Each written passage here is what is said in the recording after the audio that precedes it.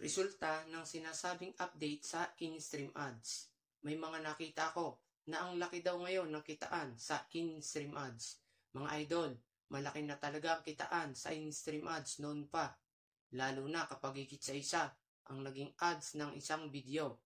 Paghaba ng video, pagdagdag ng ads, at kapag dumami ang nanonood ng video na hindi ni-skip ang nakikitang ads, gumaganda ang earnings.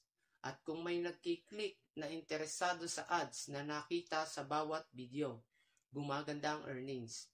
Kaya nga napakaraming gumagawa ng bawal na click-to-click sa kagustuhan na lumaki ang kikitain.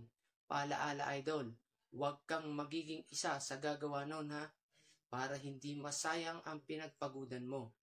Naipaliwanag ko lang ito para mas maunawaan mo rin at para hindi ka mawala ng gana dahil sa pag-expect na malaki agad ang kita sa bagong update. Huwag kang papadala sa mga nagha-hype. Sinasabi ko ito para hindi kayo umasa na malaki ang magbabago sa kikitain nyo. Nakadepende pa rin sa bawat nagagawa mong video. Kasi kung pagbabasihan ang mga sinasabing malaki ngayon ang kitaan, ang tanong idol, gaano kataas ang views ang meron sa video na kumita ng malaki?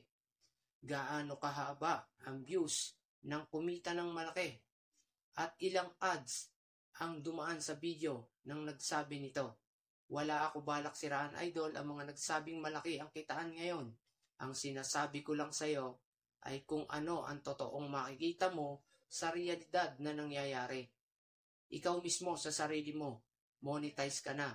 Napakalaki na din ba ng earnings mo ngayon? Kahit hindi tumataas masyado ang views ng video mo at maikli lang ang length ng video mo? Hindi naman, di ba? Hindi po ibig sabihin na sa views na magbabase pag umabot ng 1 to 2K views hindi na sense ang maaaring kitain. Halos sense pa rin yan, idol. Experience ko yan hanggang ngayon. Lumalampas lang po ng $1 at maaari pang tumaas kapag marami ang nanonood at marami ang nag-view ng mga ads. Ngayon, sigurado ako, may magsasabi naman dyan. Bakit naman sa akin 1K views lang? Higit na sa $1 ang earnings. Ganito yan, idol. Paghaba ng video, pagdagdag ng ads. Alam mo na din siguro yon kung monetize ka na.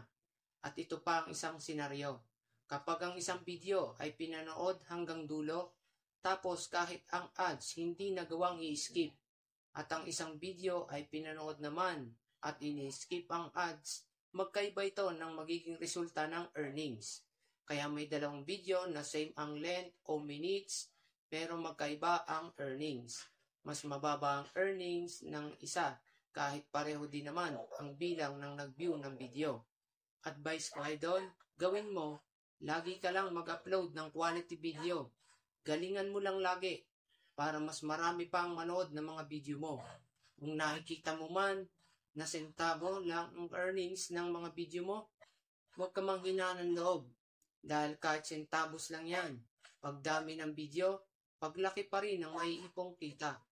Basta pag isang video ang pag-uusapan, huwag ka agad aasahan na malaki ang kikitain dahil nakadepende sa ads, views at length ng video kung kaya lumalaki ang earnings ng isang video sa in-stream ads. Sana nakatulong idol. Magkita ulit tayo sa next useful tips video ko. Maraming salamat sa panonood.